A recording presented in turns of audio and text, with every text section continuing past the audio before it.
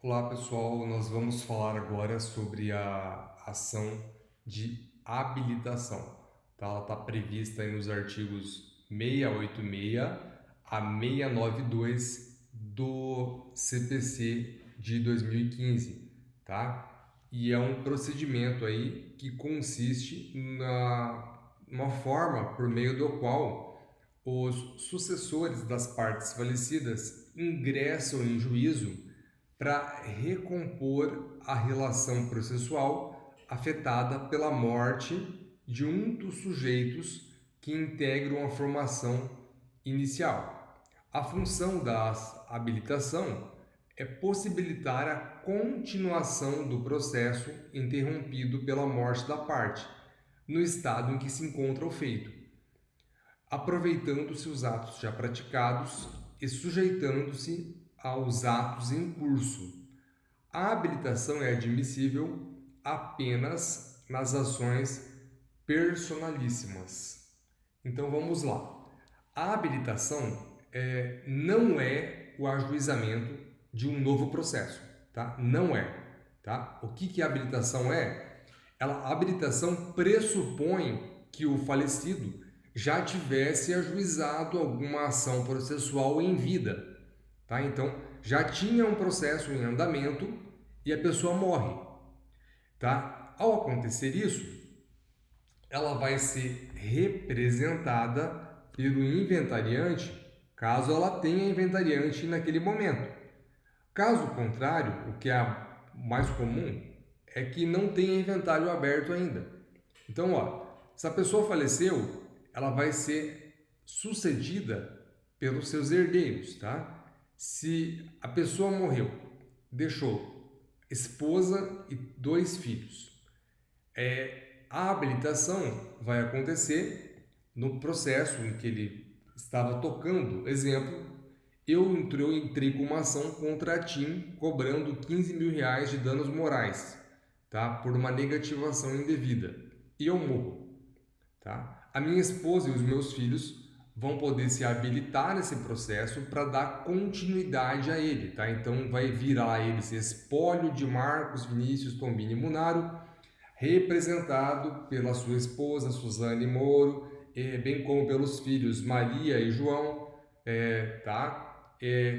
Vão pedir a habilitação, vão falar, olha, senhor juiz, o Marcos morreu, tá? E nós, herdeiros legais deles, está aqui a prova, estamos nos pedindo para nos habilitar no processo, para dar continuidade ao processo, para que o processo não seja arquivado, tá? Então esse é o procedimento de habilitação. Nesse procedimento de habilitação, como falei antes, lembrar que não cabe habilitação nas ações não personalíssimas, tá? Desculpe, perdão. É apenas nas ações não personalíssimas. Não cabe habilitação nas ações personalíssimas. Então, ação que é personalíssima não admite a habilitação. Quais são os exemplos de ações personalíssimas que não admitem a habilitação? Tá? A separação judicial, o divórcio, a ação de alimentos são exemplos, tá? Que se encaixam aí dentro das ações personalíssimas que não admitem a habilitação. Já as ações que podemos enquadrar como não personalíssimas, que são aquelas que admitem a habilitação, em regra, são aquelas que discutem débitos ou créditos, tá? Nesses casos, é possível fazer aí a substituição da parte falecida pelos seus herdeiros ou sucessores, tá? Na forma legal. Então não tem muito segredo aí, é mais para a ideia de dar andamento ao processo. Quando a pessoa falece, cabe aí ao juízo, caso ele tenha conhecimento, obviamente, determinar aí a suspensão do processo, tá? Para que os herdeiros ou sucessores se habilitem no feito, tá? Então, vai seguir aí desta forma.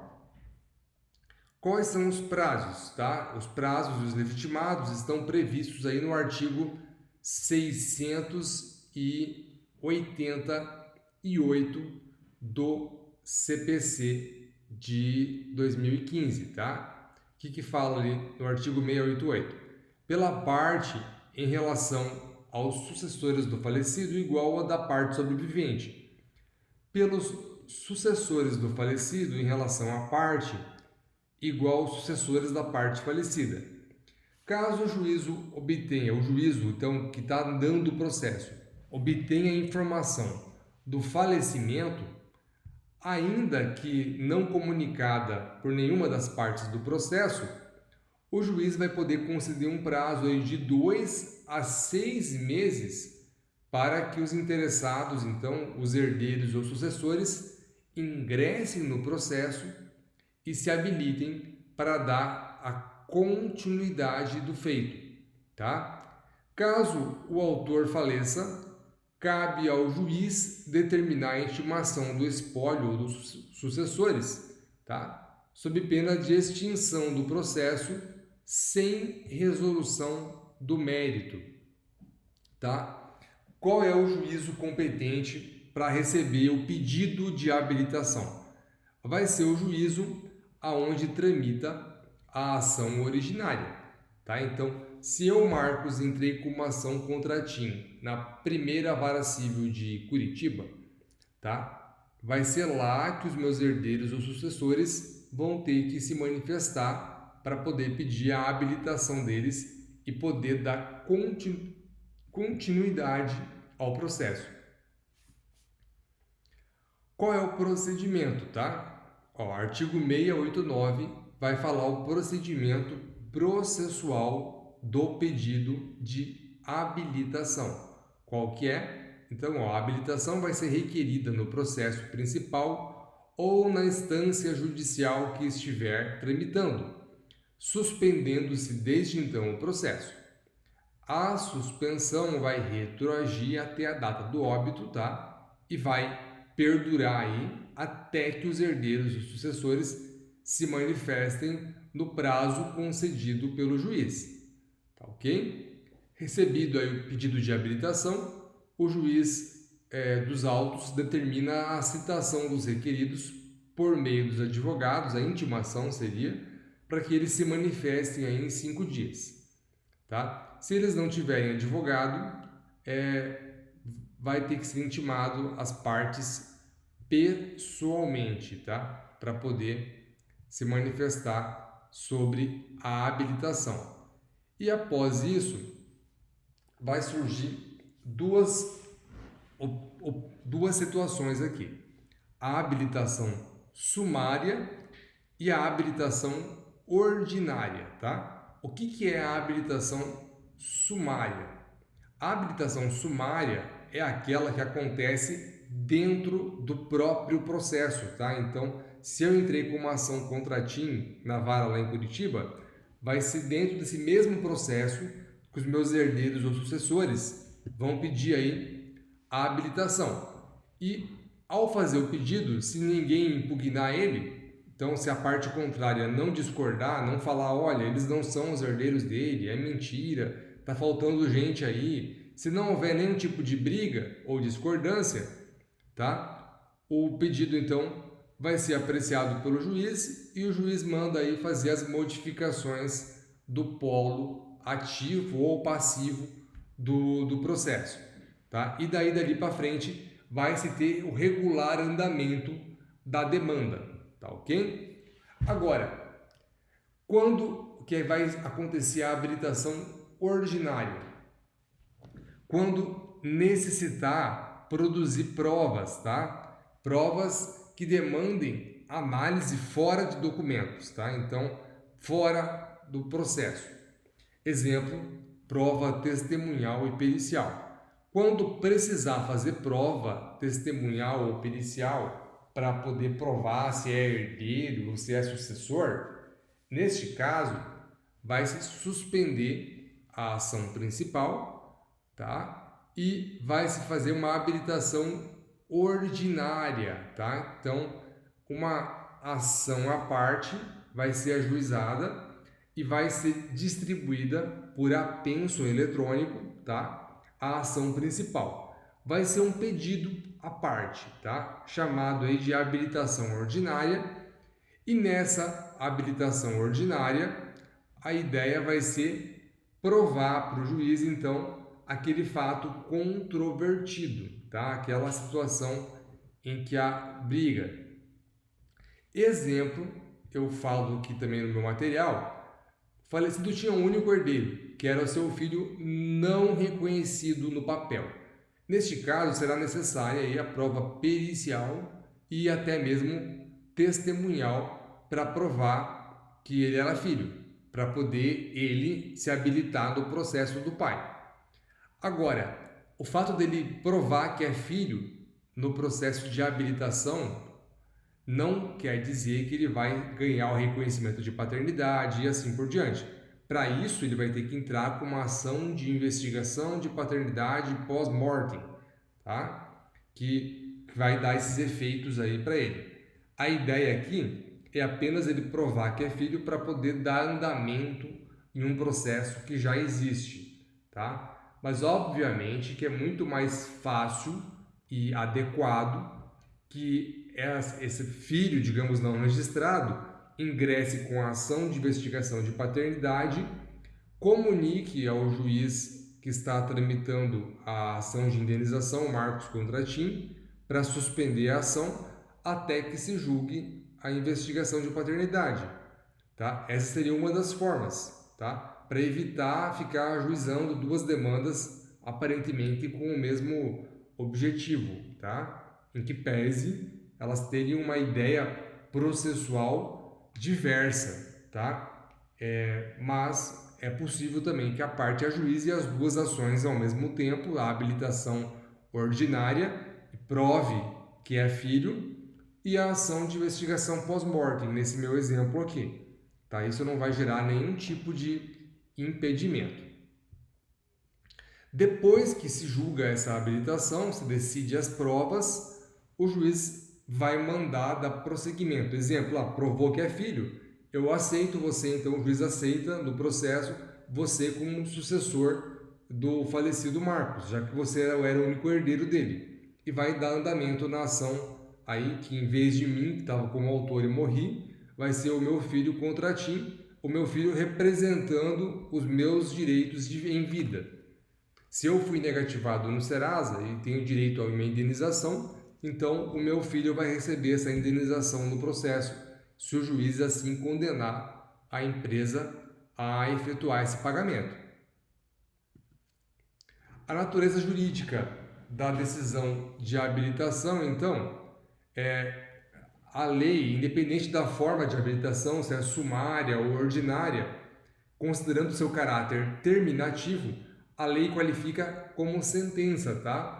Não devendo ser tratado como uma decisão interlocutória, porque não se está decidindo questão pertencente à causa legitimamente originária, mas questão com objeto específico de procedimento especial contencioso.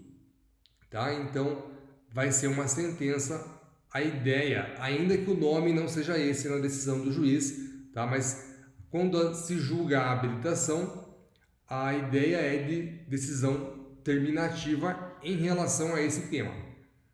Recurso.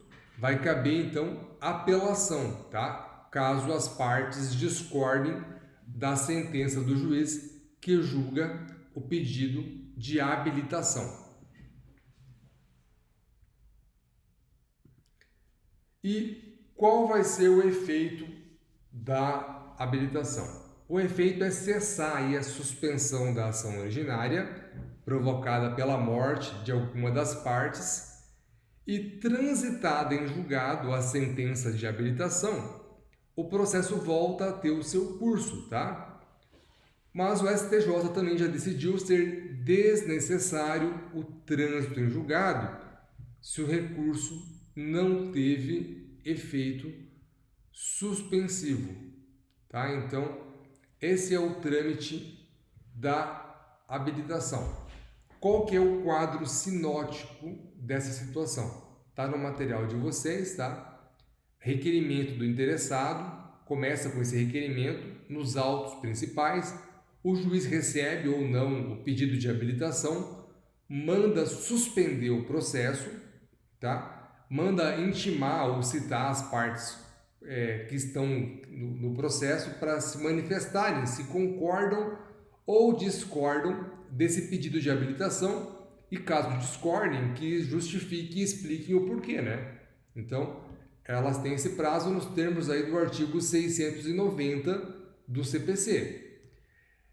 Depois disso, a parte que é intimada, a parte do processo, ela pode ficar revel, ela pode concordar com a habilitação ou ela pode impugnar essa habilitação aí dos herdeiros ou sucessores. Caso ela venha a impugnar, pode ser que seja necessário fazer em autos apartados, tá? Caso seja necessária a produção de provas, tá? Prova oral, prova testemunhal, são exemplos aí que se encaixam nisso. Oral e testemunhal é a mesma coisa, tá? Então, a prova testemunhal ou a prova pericial.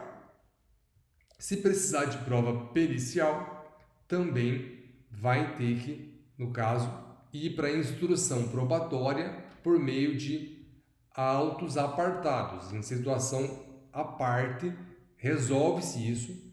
Depois disso tudo, o juiz vai julgar, tá, a habilitação. Vai julgar por meio de sentença. Julgado isso, julgada por meio de sentença, volta a tramitar a ação principal. Ok, pessoal? Basicamente era isso sobre a habilitação. Qualquer dúvida, eu fico à disposição aí, via e-mail e via WhatsApp, tá ok? Até mais.